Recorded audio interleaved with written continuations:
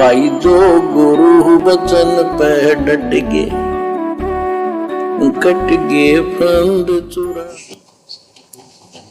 जय जय सतगुरु मेरे की, जय जय सतगुरु मेरे की। सदा साहिबी सुख से वसियो, सतलोक के डेरे की। जय जय सतगुरु मेरे की। एकमात्र जय जय केवल अपने सतगुरु की ही होनी चाहिए। जय जय सतगुरु मेरे की, जय जय सतगुरु मेरे की। और किसी के लिए जगह ही नहीं है, क्योंकि मेरा गुरु स्वयं सत्य पुरुष है। मेरा गुरु स्वयं कबीर परमात्मा है। 650 साल पहले धर्मदास को भी यही भूल लगी थी। बार बार परमात्मा से कहते थे कि मुझे सतलोक दिखाओ, मुझे सत्य पुरुष के दर्शन कराओ। तो परमात्मा कहते थे कि भाई मैं खुद ही सत्य पुरुष हूँ, मेरे में यानी गुरु में और सत्य पुरुष में कोई अंतर नहीं है। लेकिन धर्मदास इस कटु सच्चाई को स्वीकार नहीं कर पा रहा था। वो अपने गुरु को परमात्मा नहीं मान पा रहा था कि ना जाने परमात्मा कैसा होता होगा। ये मेरा गुरु तो, ये कबीर जी तो मेरे जैसा है, हाड़ चाम का शरीर है, इसके आँख भी हैं, नाक भी हैं, कान भी है, ये तो खाता भी है, पीता भी है। भगवान ऐसा थोड़ी हो सकता है। बार बार परमात्मा से प्रार्थना जिद करके बैठ गया। अंत में परमात्मा धर्मदास जी को सतलोक लेकर गए। और जब धर्मदास ने देखा कि सामने सिंहासन पर जो सत्य पुरुष बैठा है, अरे ये तो वही जिंदा बाबा है, अरे ये तो वही मेरे गुरुजी हैं काशी वाले कबीर जी। मैं तो व्यर्थ में उनके साथ वाद विवाद कर रहा था, उनसे जिद कर रहा था, मेरी मति मारी गई थी। और धर्मदास जी जब वापस आए सत्य पुरुष से मिलकर, तो लज्जित हो गए अपने गुरुजी के सामने, शर्मसार हो गए कि अब मैं क्या जवाब दूं। मेरा गुरु मुझे बार बार कहा करता था कि गुरु और गोविंद दो नहीं भाई, जब तक दो समझोगे दो जग में यानी नरक में जाई। अब मैं क्या जवाब दूं अपने गुरुजी को, ये घाव कैसे भरेगा मेरा। तो जब वापस आया तो चरणों में गिर गया। तब जिंदा बाबा के रूप में कबीर परमात्मा ने कहा, यानी धर्मदास जी के गुरु ने कहा कि अब तो तेरी संसा मिट गई ना, मेरी बात पे विश्वास कर लेता। बोला भगवान हम तो जड़मती हैं, मतिहीन प्राणी है, परमात्मा क्षमा करो, माफ करो। तो भाइयों और बहनों, धर्मदास जी के अंदर परमात्मा ने बार बार सत्य पुरुष को देखने की, उनके दर्शन करने की जो प्रेरणा की थी, क्योंकि आज हम बिचली पीढ़ी वालों को विश्वास दिलाने के लिए कि बिचली पीढ़ी वाले भगत शिक्षा प्राप्त करके, शास्त्रों से सारे प्रमाण देख के और इन महापुरुषों की जीवनी को पढ़ के, ये एफिडेविट जिनको परमात्मा सतलोक लेके गए, सब कुछ दिखाया, ये सारे उदाहरण देखने के बाद बिचली पीढ़ी वाले भगत अपने मन में बिल्कुल भी शंका ना करें कि हमारे गुरु के अलावा कोई कबीर और होगा, या हमारे गुरु जी के अलावा सतलोक में कोई और सत्य पुरुष बैठा होगा। आप और हमारी शंकाओं के निवारण के लिए परमात्मा ने धर्मदास जी के अंदर सत्य पुरुष को देखने की प्रेरणा की। तो आप और हम भगत भाई बहनों का ये संशय मिट जाना चाहिए। हमने अपने गुरु जी के अलावा कोई और कबीर दिखाई नहीं देना चाहिए। और यदि अभी भी हम अपने गुरु जी के अलावा किसी और का प्रकट दिवस मना रहे हैं, किसी और का फोटो अपने घर पे रखते हैं परमात्मा मान के, जैसे हमारे सतलोक आश्रमों से जुड़े हुए भाई बहन अपने गुरु के रहते सहते, कबीर भगवान के रहते सहते हर साल जून के महीने में उस दाढ़ी मूछ वाले नकली कबीर का प्रकट दिवस मनाते हैं। भगवान मानते हैं उस कागज के टुकड़े को, दाढ़ी मूछ वाली फोटो को, और अपने गुरु को केवल मानुष मानते हैं। सतलोक आश्रमों से जुड़े हुए सभी भगत भाई बहनों के घरों पर, इनके दरबार में, इनके लोकेट में अपने गुरुजी की फोटो के साथ साथ उस मुर्दा बेजुबान कागज के टुकड़े दाढ़ी मूछ वाले कबीर जी की फोटो भी मिलेगी।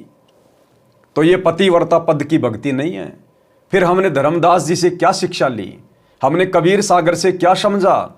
क्यों परमात्मा ने उदाहरण पेश किए आप और हमें समझाने के लिए, और फिर भी हम वही गलती कर रहे हैं, तो भाई और बहनों फिर हम कैसे मोक्ष के अधिकारी बनेंगे। तो जय जय सतगुरु मेरे की, जय जय सतगुरु मेरे की, यानी भगत के मुख से एकमात्र एक ही शब्द निकलना चाहिए, एक ही जयकारा निकलना चाहिए। परमात्मा की दृष्टि से केवल एक ही मूर्त नजर आनी चाहिए, जय जय सतगुरु मेरे की, सतगुरु रामपाल जी परमेश्वर जी की। जय जय सतगुरु मेरे की,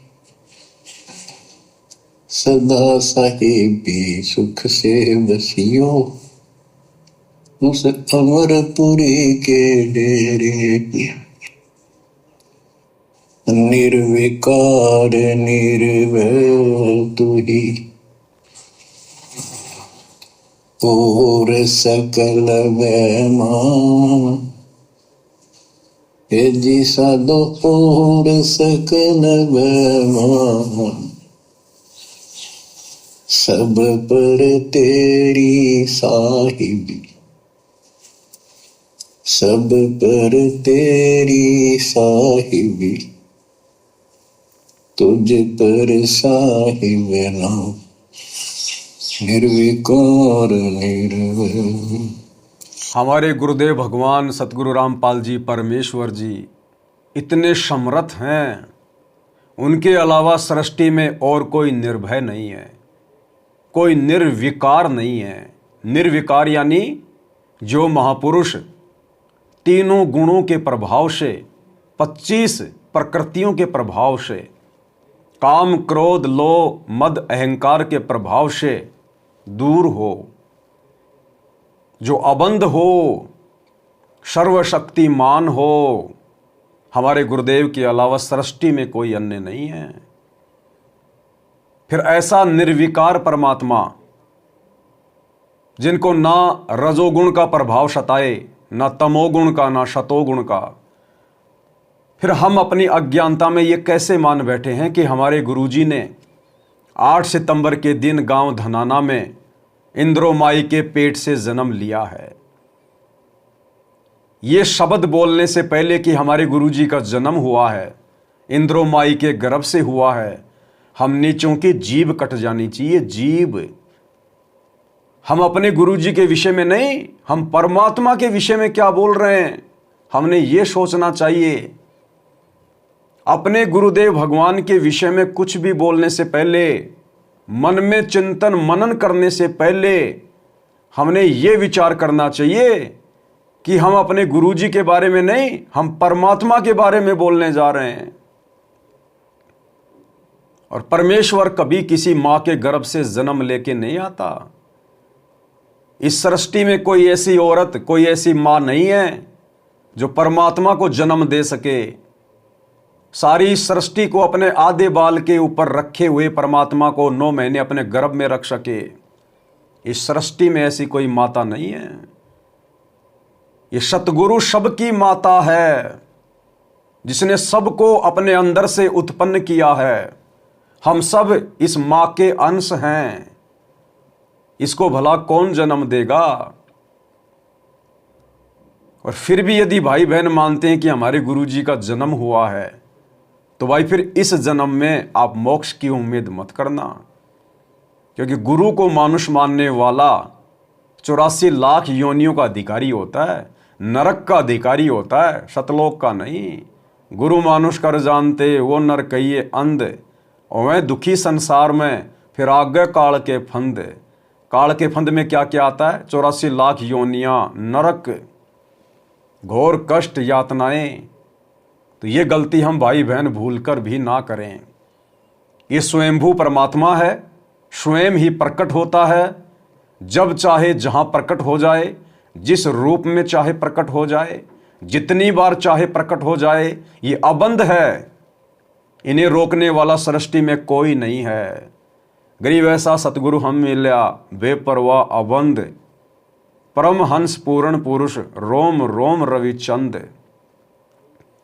और हम अपने गुरुदेव को सतगुरु कहते हैं। सतगुरु कहकर उनके नाम का जयकारा लगाते हैं कि सतगुरु रामपाल जी भगवान की जय, लेकिन हम सतगुरु की परिभाषा से परिचित नहीं हैं। ना सतगुरु जननी जने जाके माना बाप। ध्यान रखना, सृष्टि में केवल एक ही सतगुरु है, दूसरा कोई सतगुरु नहीं है। सतगुरु यानी सच्चा ज्ञान देने वाला, सच्चा मार्ग बताने वाला केवल एक ही है। अन्य यदि कोई अपने नाम के आगे सतगुरु शब्द लगाता है तो वो पाखंडी है, नकली है। यदि हमारे गुरुदेव भगवान स्वयं को सच्चा सतगुरु कहते हैं और यदि हम उनके नाम से पहले सतगुरु शब्द लगाकर जयकारा लगाते हैं, तो आप और हम भगत भाई बहनों को सतगुरु की परिभाषा का भी ज्ञान होना चाहिए। ना सतगुरु जननी जने जाके माना बाप, पिंड ब्रह्मंड से रहित है ना वहां तीनों ताप। और फिर भी हम अपने गुरु जी को माँ के गर्भ से जन्म लेकर आया हुआ मानते हैं। फिर हमारे से बड़ा दोगला इंसान कोई नहीं होता जो दो तरफा बातें करता है। गुरु को सतगुरु भी कहता है और 8 सितंबर को उनका जन्मदिन भी मनाता है। ऐसे दोगली जुबान के प्राणी अगले जन्मों में सतगुरु की शरण में आने के बाद भी सर्प की योनि प्राप्त करते हैं। सर्प की योनि, दो जीभ प्राप्त होती है, दो जीभ। तो हम ये गलती करने से बचें। बच्चों, अध्यात्म मार्ग के अंदर गुरु का महत्व बहुत है, क्योंकि परमात्मा भी आकर के गुरु रूप में ही लीला किया करते थे। अध्यात्म मार्ग में गुरु का महत्व बहुत है, बहुत यानी सर्वोपरि है, सबसे ऊपर है। और क्या कह रहे हैं गुरुदेव कि परमात्मा भी गुरु रूप में आकर ही लीला किया करते थे। तो आज गुरु रूप में आकर, सतगुरु रामपाल जी के रूप में आकर, सतगुरु के रूप में आकर कौन लीला कर रहा है? बताइए, कौन लीला कर रहा फिर आज?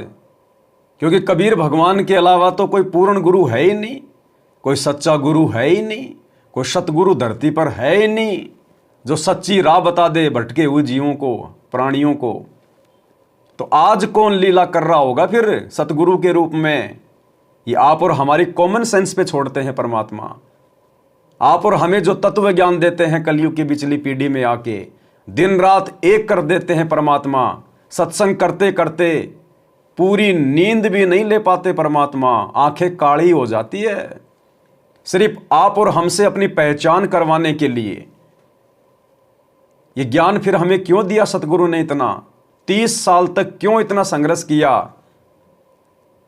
सतगुरु चाहते हैं कि मेरे बच्चे मुझे पहचान लें बैकग्राउंड में कि वास्तव में उनका गुरु कौन है।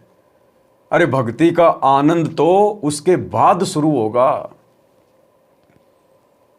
जब तक आप अपने गुरु को मानुष मान रहे हैं, खाली गुरु मान रहे हैं, भगवान किसी और को मान रहे हैं, आप कितनी भक्ति कर लीजिए, आपको भक्ति का वो आनंद प्राप्त नहीं होगा। सुमरण करते समय आपके अंदर वो भाव नहीं बनेंगे, वो आनंद नहीं मिलेगा आपको।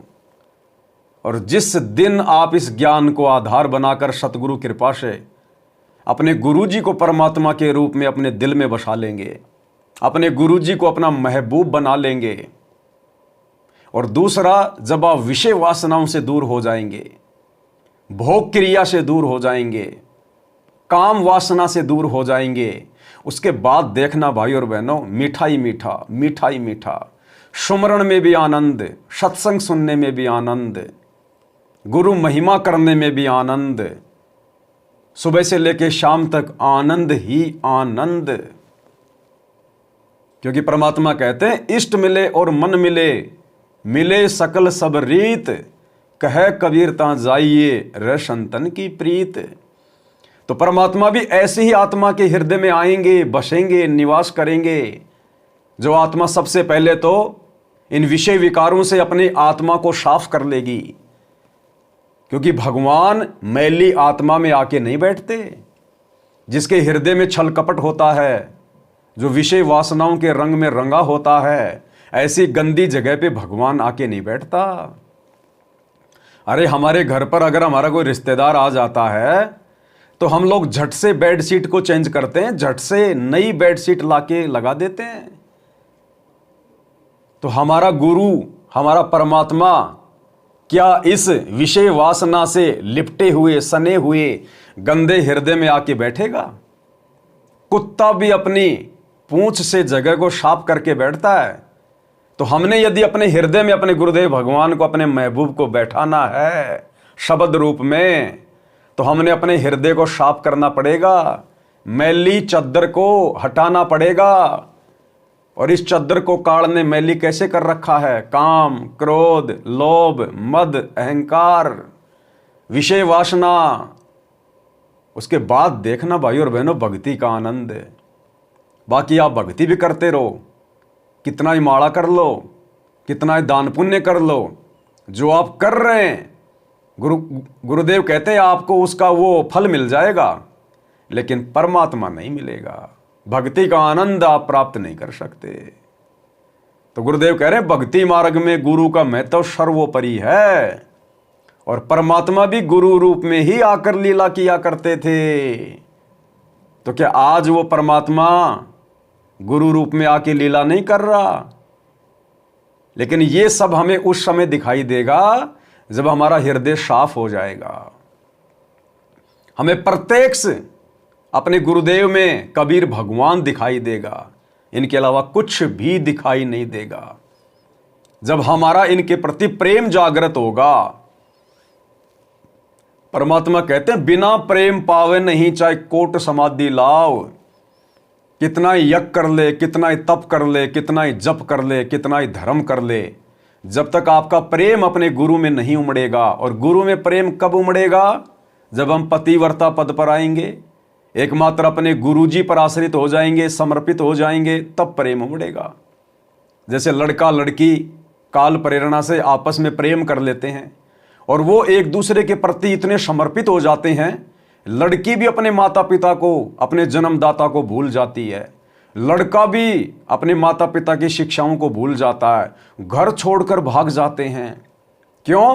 क्योंकि आपस में उनके अंदर प्रेम उमड़ रहा है। भले ही उनका प्रेम विषय वासनाओं को लेकर उमड़ रहा है, लेकिन ये उदाहरण है। इसी प्रकार से जब हम स्वच्छ भाव से, शुद्ध भाव से अपने गुरुजी के प्रति समर्पित होंगे तो हमारा प्रेम उमड़ेगा।